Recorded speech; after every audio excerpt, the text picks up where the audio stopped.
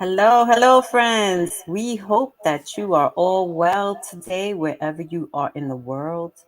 Thank you for joining us today. We're going to have a conversation about what is a habit. What is a habit? What are your habits? Can you identify them? Do you compare and contrast to see what is beneficial in your life? And this is a topic that we feel that, we should always have on the regular because sometimes what we consider to be a good habit at any given point in time could actually be a bad habit for us wherever we are on our journey in life. I am one of your hosts, Yubelka Magdalena, and my co host, always joining me on one of these podcasts, is my lovely daughter, Little You. So, what is a habit? I'm pretty sure everyone can answer that question. Something you do consistently or something you do without thinking about it. There are a lot of habits I have that I don't like biting my nails is a habit. And that's one of the ones that can be kind of like a nervous tick. So, we can talk about what triggers habits too.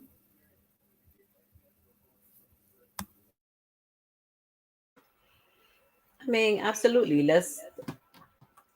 In order to solve these things, we need to realize really what constitutes a habit.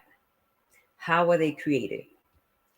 We've all seen all over TV and the news and all over social media people expressing and sharing some of the things that they do on the day to day. Sometimes the sharing is truthful, sometimes it's wishful. They'll share some of the things that they wish they did, but we're not here to judge to see if that is true or not. I'm just speaking from my perspective. How is a habit created? Some of my habits I can clearly state were from childhood. There were certain things that I was just made to do over and over every day, and it turned into a habit. It turned into a habit. Some of them were a little bit more difficult to break because I was doing them so much that they were a part of me automatically. And it took me that much more time to actually break that habit and replace it or upgrade it and evolve it into a better habit so that way it can benefit me where I am in this journey. I think part of it comes with knowing yourself too. So when you know, for example, you're forgetful or you build yourself into the habit of maybe writing things down more often. So not all habits are just instilled in you from childhood. There's habits that it's important for you to kind of create them knowing your own personality. Yeah, and that's a key point too, is knowing your personality. Sometimes you don't know. You don't know who you are. You just know the things that you do.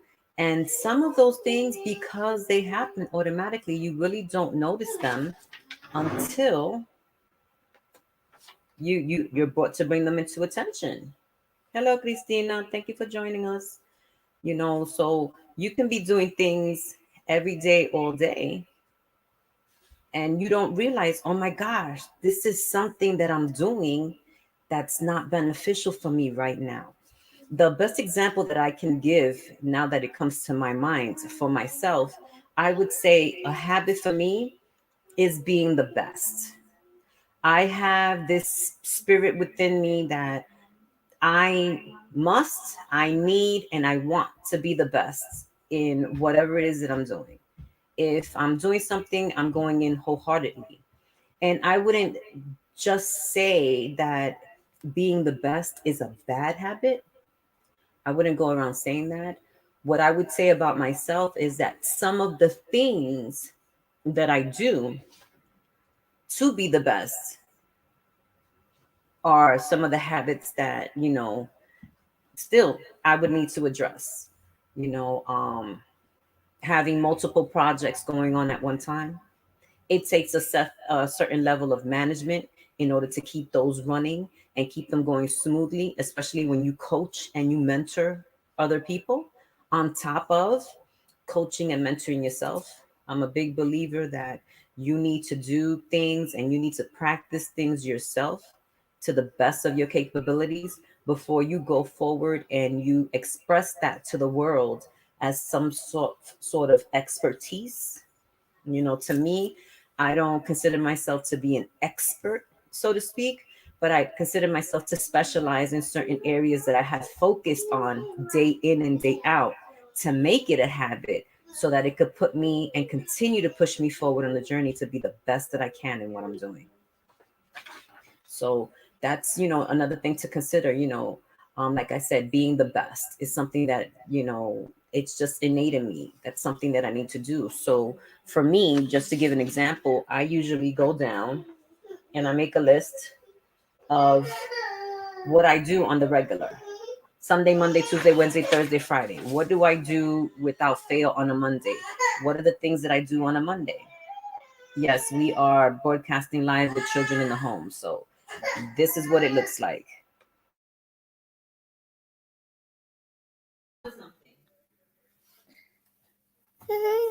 She might want to be part of the broadcast. Hello, little one.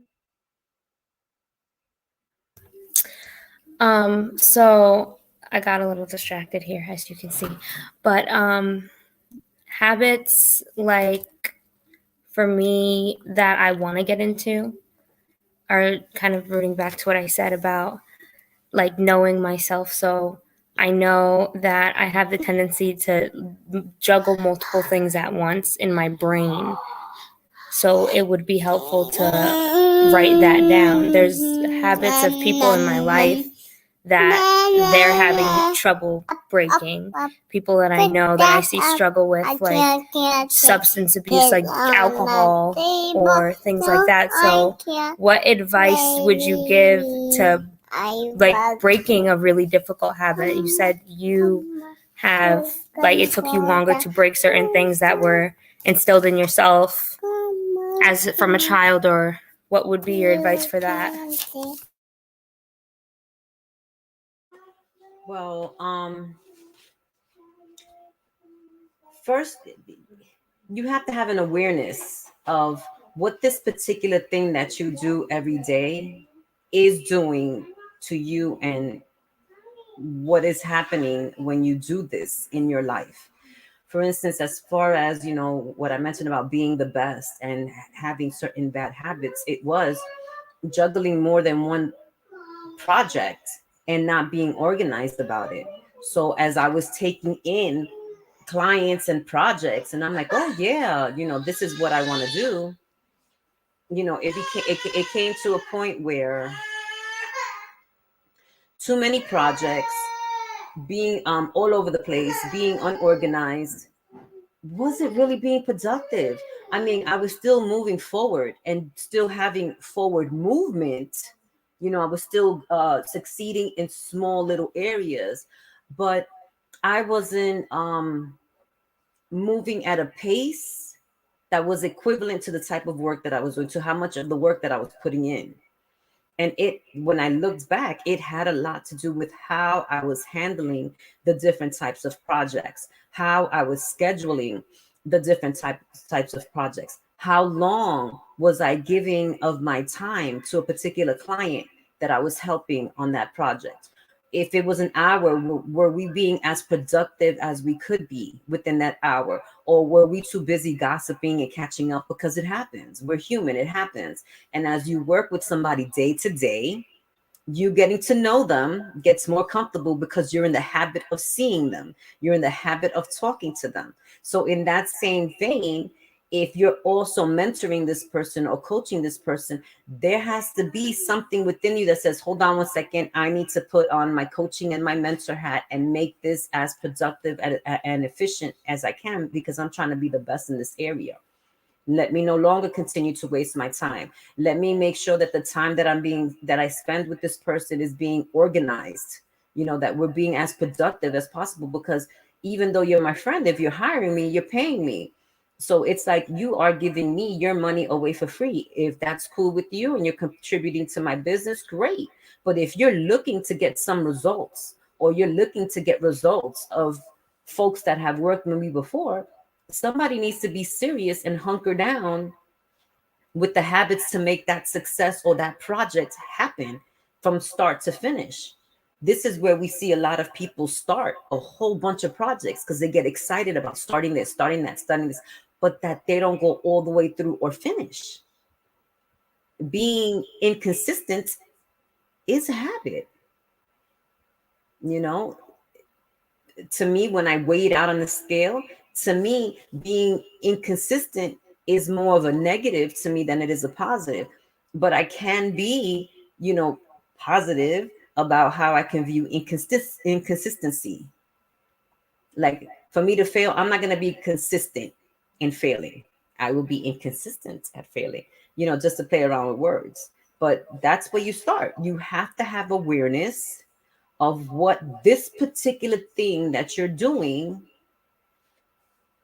is doing to you and for you on the particular journey that you're in. For instance, if you're talking about, like you mentioned, nail biting, um, where does the nail biting come from? Do you notice certain times of the day where you bite your nails more often than not? Is it to the point that you don't have to be nervous or concerned about something? You've just been in the habit so much of putting your fingers in your mouth that all you do is nibble, or that you have been doing it consistently every time you feel nervous, that as soon as you get the cue that something is making you nervous, the response that your body has, because we train the mind, should we hold on to this memory or not? Should we continue to do this or not? And then you put your fingers in your mouth and you nibble away. And the reward is whatever satisfaction it gives you to do that. It could be a soothing mechanism. It could be something like, it could even be a form of like nail biting meditation, because you're doing it so much to calm your nerves, or for whatever reason that is for you. That's something that you would need to discover. We do have the workbook available that'll help you. If you a DIYer, you're one of these people that are into self-development, love learning for yourself, we have a workbook available that you can go through questions and take a few moments to sit down with yourself and a cup of tea and really look into what is it that you do throughout the day. How about too much sleeping?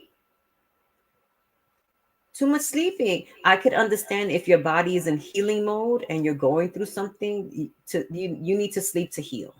I get that. But there are some folks that truly enjoy sleeping, and then by the time they do get up and out, they realize that most of the day is gone. Any phone calls that you could have made during business hours from 9 to 5, companies are probably closing down. But you got in that comfortable state. You would have to analyze for yourself, is this amount of sleeping beneficial for me? Can I do this on most days? How many days do I do this throughout the week? All of that is awareness. So, more or less, it all comes back to knowing yourself when it comes to things like habits, starting a business.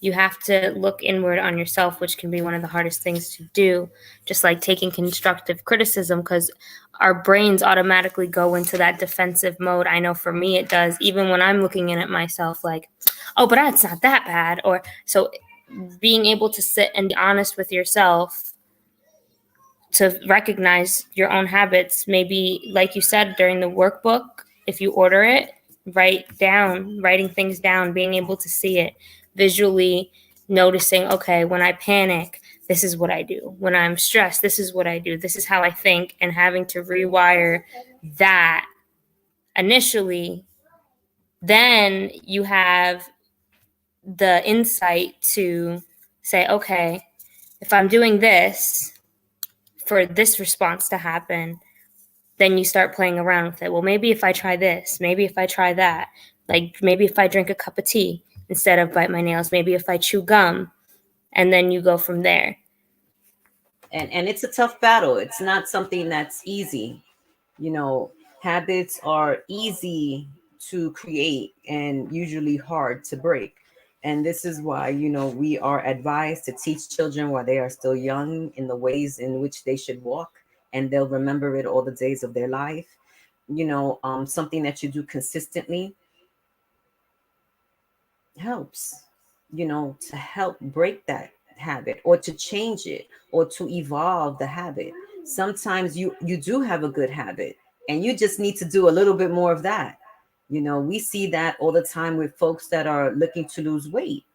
The consistency of working out, the consistency of eating right. Are you eating right for your body type? Are there other factors, to consider as to why you're gaining weight?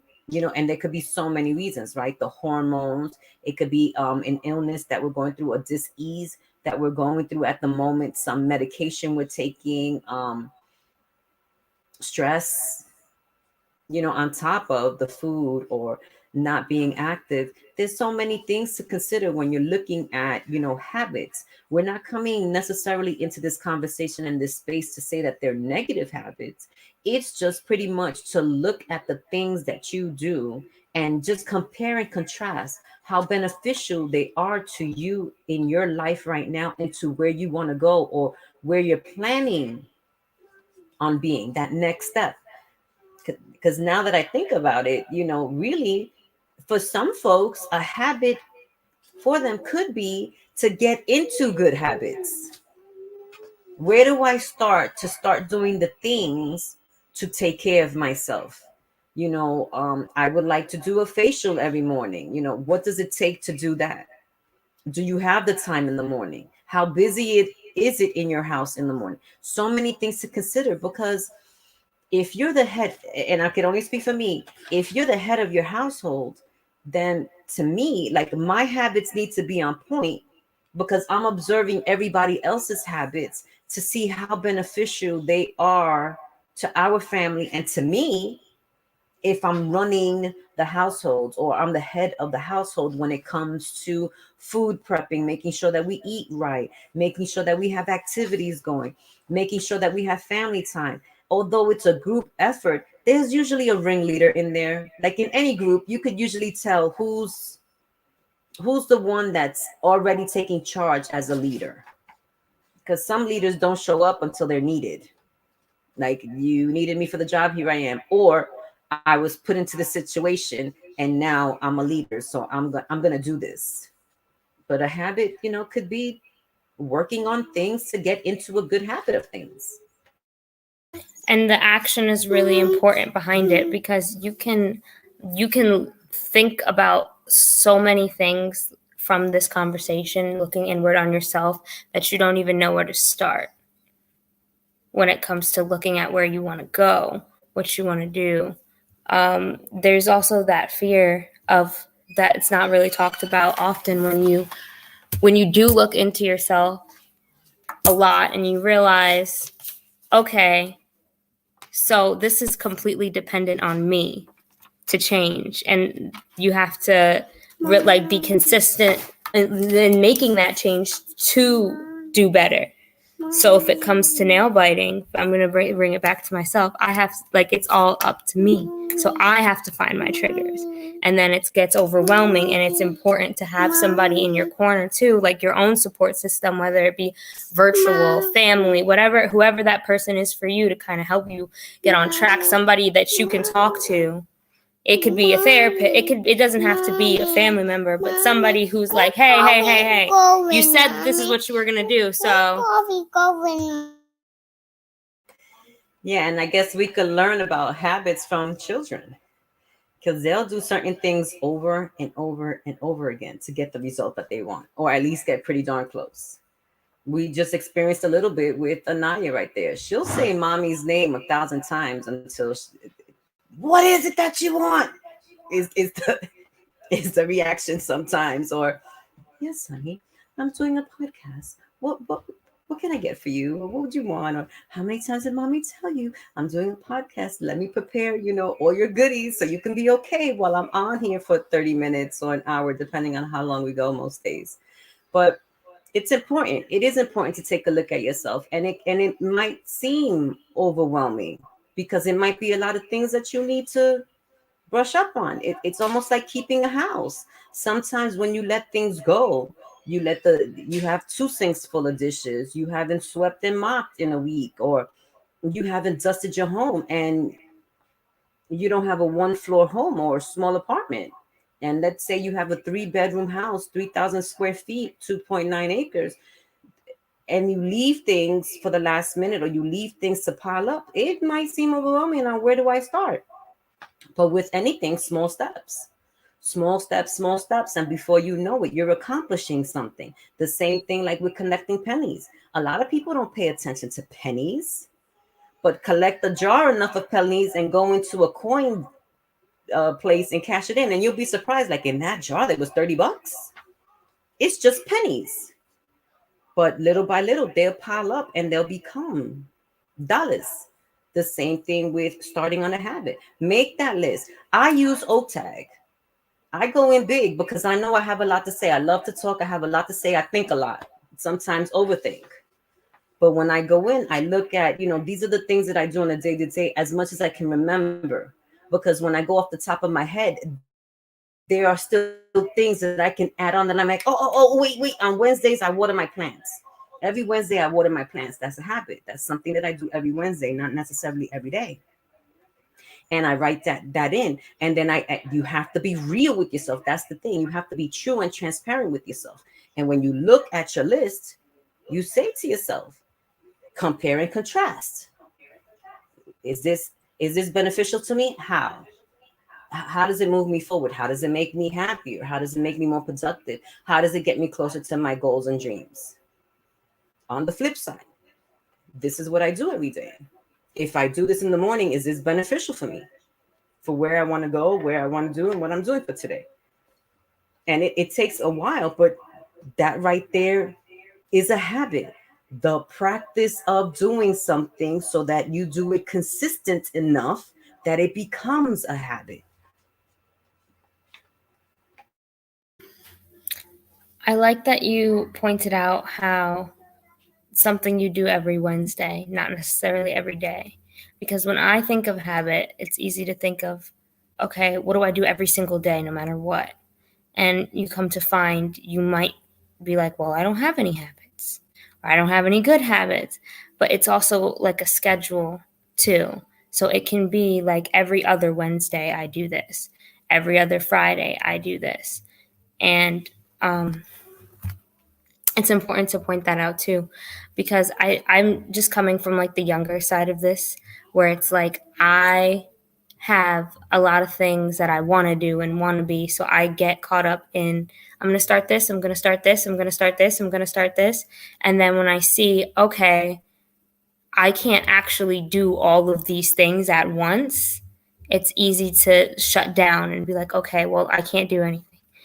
So getting into, okay, how about I do a little bit of this and a little bit of this and a little bit of this, to kind of pace yourself if you're the type of person who gets overwhelmed easily too, because I am. So it's important, especially I haven't tried the OTAG thing, the big, seeing something big every day. It's almost impossible to forget if it's somewhere that you see. I have my dry erase calendar that I try to put all of my events on and things that I forget. And I had even like moving stuff from place to place. I had it by my door at first. And then I noticed, like, I thought, oh, by my door would be a great spot because if I every day when I leave, I'll see it. But I didn't look at it that much. So then I moved it to my bedroom. And that was a better spot for me because when I wake up, I wake up in the morning every day. I might not leave my house every day, but right there. Yeah, that's about right. And I want to give Cristina a chance to speak if she wants to. You don't have to turn your camera on if you're at work, but thank you for joining in. If you would like to say something about habits, we'd appreciate it. No, I mean, everything that I was thinking about, you guys were touching on. But I think if there's a habit that you want to create, the first way to start doing it is to schedule it. You schedule your habit. You schedule what it is that you want to do, and you make it something. You attach it to something that's either correlated or attach it to a day. Just like you said, for example, that you water your plants every Wednesday. For some reason, you attached it to that day. There's something about that day. Like when we read sometimes that people put up motivational Mondays, right? They attach, they use the M, the alliteration for Monday and motivation. Oh, that rhymes or it matches, or so then you have that easy association. So, it's the same thing if you're trying to create a habit, or even look at your tendency for certain things that you do, right? So, I a lot of times do, there's certain days of the week that I do laundry on, or there's certain days that um, you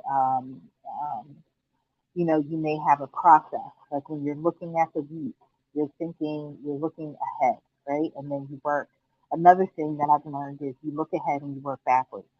So you look at the results or look at the time frame that you're looking at, and then you make a list of, okay, what are the things that need to be done so that this is done well or that I get to the point of completion.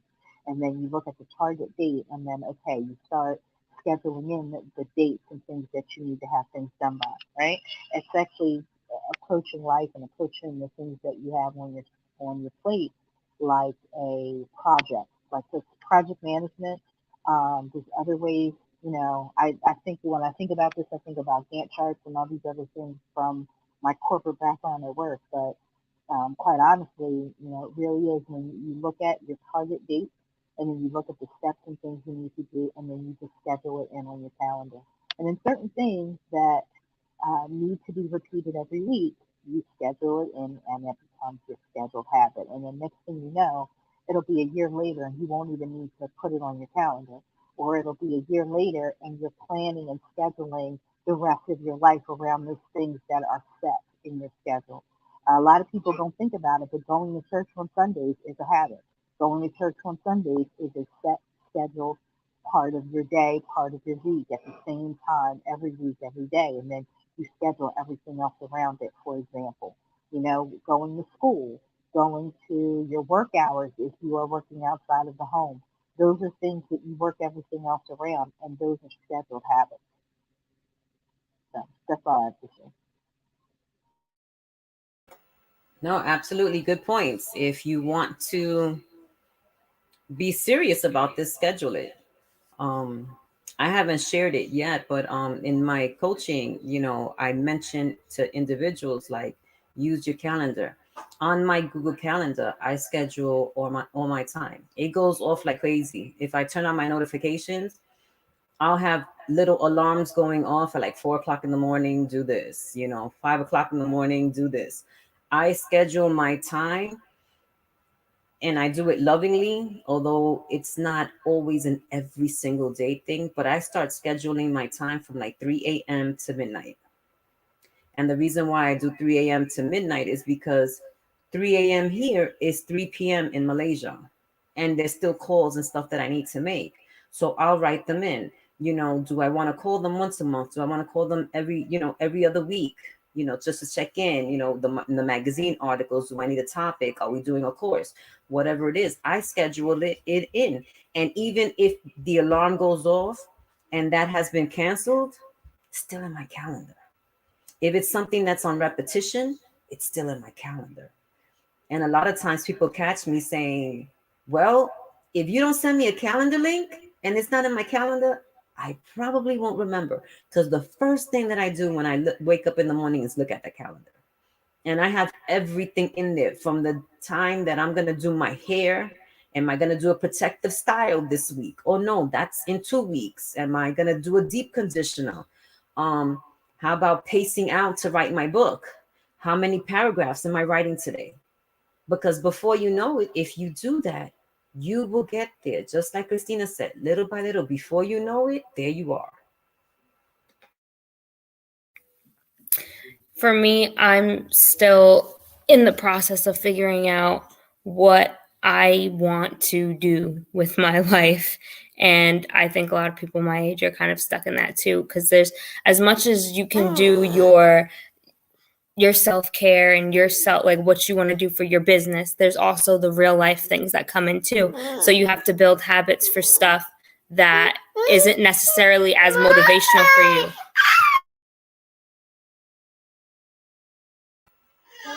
Yeah, that's true. To build habits of things that might not be as motivational to you depends on, is that part of the whole picture? You know, if at the end of the day you want to have your business be somewhere, is that task that you're doing like, but it's part of one of those steps to bring you to where you got to go? Yeah, and you do that. And in the process of doing that, are you building a better business habit? Are you building a better plan to be more productive, to be more organized? Any of those any of those things are possible once you have awareness to it, once you make a plan, once you write it down. And I'm saying this lovingly, even if you miss the mark. Even if you miss the mark, there was a time in my life that I would just buy those yearly calendars, you know, when they go on sale, buy the yearly calendar, and I would just fill it in and do half of nothing that I even put on the calendar. But losing the calendar within a pile of mess of books, when I come across that calendar again, it might not even be the same year, like the year's up. I get curious, I start looking at that calendar, and I'm like, dang, I thought about writing a book way back then, 10 years ago. Wow. You know, did I take any steps to make that happen? Today is a different story, but I was writing it so much in my calendar back then that now, 10 years later, as I'm thinking about it, I could break it down into smaller steps in my calendar. So when it's time to write a book, I'm only writing 2 paragraphs today, 3 the most. I love the number 3, so I'm like 3 paragraphs a day. The same way when people are trying to get their products out there or their courses out there, a person needs to see your ad or to hear about you at least 27 times. And that's if they don't know you. Some people, whether they know you or not, they need 27 plus times before they're like, you know what? I know somebody that crochets. I know a babysitter. Oh my gosh. I know this mentor. It takes people a while because life keeps them that busy. That right there is a habit in itself, keeping busy. Some people need and do and keep themselves busy for the longest time. And just because you're busy doesn't mean that you're being productive. Little you mentioned before when she was talking, you know, to have a little bit here, a little bit here, and a little bit here. Done. If that's not on the same project, you have a whole bunch of little somethings everywhere. How would you manage to complete one full task of something? And with the habit, the same way the habit was created with practice, whether it was forced upon you, you know, and what I mean forced, because I could think about my kids when they're little, like, you're going to pick up your toys. Like, that is going to be a habit. And you keep pressing them day in and day out, like a broken record, pressing them, pressing them, pressing them. One day they wake up and they're a parent and they're like, oh my gosh, I sound like my mother. Habit. Habit. Was it a beneficial? Did I teach you a beneficial habit as a child? You know, there's so many things. How about when you grow up to be a young adult, 21 or 18 on your own, 21 on your own, when you're by yourself, behind your closed doors in the secret place of your home? What are your habits? Are you a smoker? Are you a drinker? Do you Netflix and chill a little too much? All of those are habits. How about people that shower often? Too much of anything is not good for you. You shower so much that you irritate your skin. You wash away all your oils. Now it's hurting your skin and you're damaging your skin. That's a habit. Is it good for you? Is it not good for you? Can it be limited? Can it increase? These are the questions you need to ask yourself on a consistent basis when it comes to your end, you know, the end result that you want. Christina mentioned too, sometimes thinking about the end in mind and working from that place on. I love doing that in business and in business coaching. I love doing that. I love asking people, what are your numbers? What is it that you want to earn in a year? Some people cannot tell you what they want to earn in a year. Some people are scared to even Oh, say those numbers. and and honestly, actually, I use that concept because I learned it when my children were little, and I used that concept all throughout their child rearing. So I thought about, okay, where do they need to be, and to get a scholarship? Where do they need to be prepared for next year and the year? And so quite often I'm supplementing things that they're learning at home.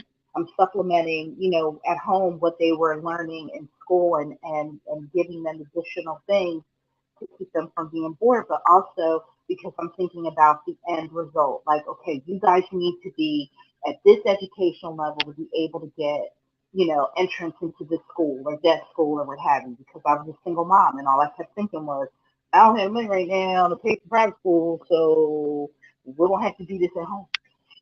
So it's not just that. And so, right, like not only in business but in life too. And here's the thing that I want to encourage you with, that where you are today, there are some things that you're planning and scheduling, and things that you're writing in your journal and that you have on your mind and on your heart, like writing a book. Those There are some things that are just going to last your lifetime, and there are other things that aren't. So it's okay if you are in a particular space and headspace now at this moment. Gone are the days where um, whatever you're doing for your business or for a job, employment, or for fun has to be something that you do the rest of your life. Like people on average, at least in this country, go through 6 careers, not jobs, careers in their lifetime. So it's okay to, if you don't know what you want to do right now. Well, okay, if you don't know what you want to do for the duration, that's okay. What is it that you're able to do, and what can you do now? And that you can focus on. In the meantime, you can have, I'm a list maker. So I've got lists every I've got lists. I've come across lists that I've made 5 and 10 years ago, and I'm like, oh, I completed that. Well, you know what? I didn't complete this, but that's still on my target list. Maybe I'll do that this year, or maybe, all right, I'm not ready to work on that particular thing, so I'll keep that like on the back burner for later on when I've got more time. So there's no like be all end all to anything. It's just, okay, what is it that I'm able to make heads or tails of now? And to, what is it that I'm willing to go the distance for? What is it that I'm willing to go the distance for right now? So, thanks. Absolutely. What are you willing to go to the distance on? That's so true. And many people that I meet in the coaching and mentorship is all the things. I'm every woman. I'm a strong woman. Bring it on. I can handle it.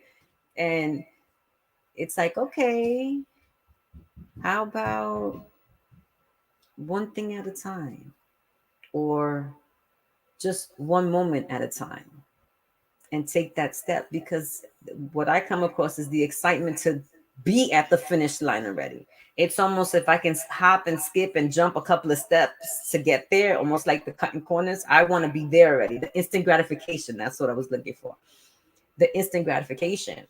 Like, this is what I want. I know this is what I want. How do I get there? And then the realization of how long that journey might be. Or to find and realize that whatever you did in school did not equip you to get to where you want to be. So now as an adult, you have to add on some extra things to learn the thing. And a lot of people, the same thing with the habits, they're not in the habit of knowing how they learn. They're not in the habits of knowing what do I do with my money so I can own a house in a year, or like Christina said with her kids, I need to make sure that I'm looking ahead so that way I know where they need to be so they can be there at the end of it all. And isn't it funny sometimes, Christina, how we as mothers, we can do that for our children, But when it takes us a minute to look back and be like, okay, so I've been a mom all this time. People have depended on me. Now some of them flew the nest, or now what do I do? you know, Okay, that's why I have you. Are you kidding? I love you. Thank you. But it's, it's the habits. It's the habits of that. And like Christine said, the drive. What are you willing to do to get the thing done? Like me right now, I could talk junk all I want. I want to lose 50 pounds. Am I willing to do the thing now? Absolutely not. Absolutely not. And I got to be real with myself. Nope. Me encantas las papitas. I love me some potato chips, some potatoes, all of that stuff.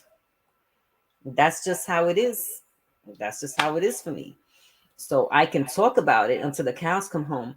But am I really to grind down and actually get that done? No, there's something else in front of that I'm working on right now that feels more important to me, that I am focused on and working on that. But that is something that I have on my list. There are small little tiny things that I'm doing along the way to prepare myself to be like, okay, I'm going to get more serious about, do I really want to trim? Do I really want to strengthen? Because I'm not worried about getting like my girly figure back in a sense, but I do want to have endurance. I do want to have, the strength, the flexibility to catch up with my grandkids. That's especially my little Paulie. I got to be able to catch up with him. He's 5. So that's what I look for. But as far as when I sit down and I'm real with myself, am I taking the steps consistently to do that? No, I'm not. And like Christina said, that's why I have you. That's why you have that friend that's a fitness trainer. That's why, because everybody that coaches and mentors, if you're being coached by somebody or being mentored by someone and that person doesn't have a coach or mentor, run, because everyone needs someone to keep them on track, even if it's with the kindly reminders. Listen, you said on Wednesday you were going to get this done. On Friday you want to have this paper in. You said that you had a book report due. You said you were running a little behind on it. You only got like 4 more days to finish it. So how many pages did you have to do? 6 pages. Okay, so if you do 2 pages a day or 3 pages in 2 days, you'll get it done.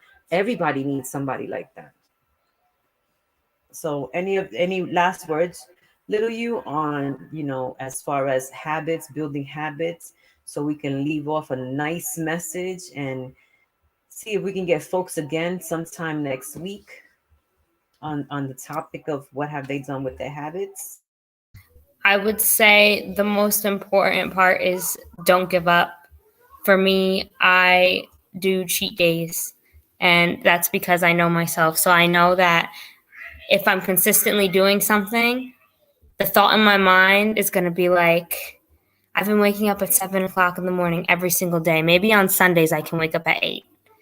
That way I'm not losing so much production, but I'm giving myself that little instant gratification of, I got an extra hour of sleep today. So it's important for you to know yourself like that and implement those kinds of things, because it's life too. You have to enjoy it. It's not all about go, go, go, go, go, because then you get burnt out. Absolutely, compassion fatigue is real. Christina, would you like to leave any last words about habits before we exit our pod? Um, you know, don't be discouraged if you don't complete a habit, or if you notice that you get out of sync with getting something done. You just pick up where you left off. We all drop the ball. It's okay to drop the ball. As a matter of fact, sometimes maybe you might need to. So be flexible with yourself. Be flexible with your schedule, and I think that's pretty much it. And be inspired that this is a lifetime journey. There's no rush, and that's I think what I want to say. Absolutely. And thank you, ladies, for that. It's been a real pleasure having this conversation with you and sharing it with the folks out there that might be watching on the replay. And Don't forget, folks, we have to constantly adjust and adapt and achieve small goals along the way. And that's what we're all about here. Reach out, send your comments. If you're interested in receiving the workbook, let us know. And we will see you guys next week. Be well, be safe, and have a good evening wherever you are in part of the world. Good night.